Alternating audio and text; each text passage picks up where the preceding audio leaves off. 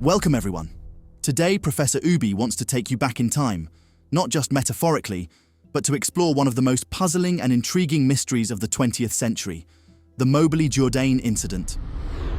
This is a story of two highly credible women who claim to have experienced what many believe was a time slip, a moment where they may have stepped into the 18th century while visiting the gardens of Versailles in 1901. It's a story that sounds like science fiction, but let's explore it as skeptics and truth seekers.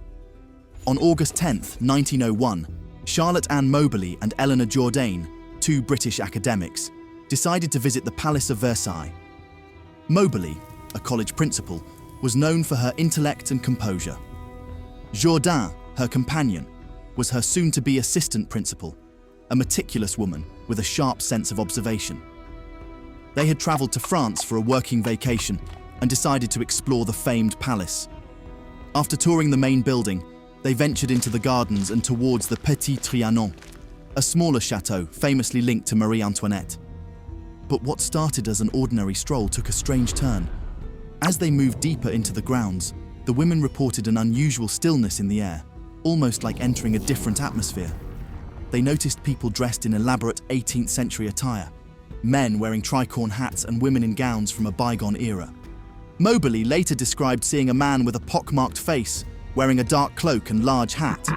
She said he gave her an intense, unsettling stare. Jourdain, meanwhile, reported seeing a group of women and men dressed in what she described as old-fashioned costumes. The atmosphere felt strange, almost dreamlike, with a sense of unease they couldn't quite explain. Here's where it gets even stranger. At one point, they saw a woman sitting under a tree, sketching on a piece of paper. Moberly was convinced the woman was none other than Marie Antoinette herself. Now it's worth noting that this sighting occurred near the Petit Trianon, a place where the Queen often retreated to escape the pressures of court life.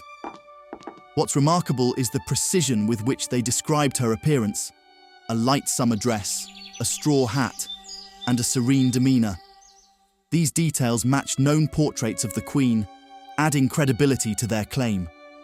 The women published their account 10 years later in a book called An Adventure, but they did so anonymously. Why? They were afraid of ridicule. After all, these were not sensationalists. They were academics with reputations to protect. Their account wasn't vague or whimsical. It was detailed, grounded, and carefully written.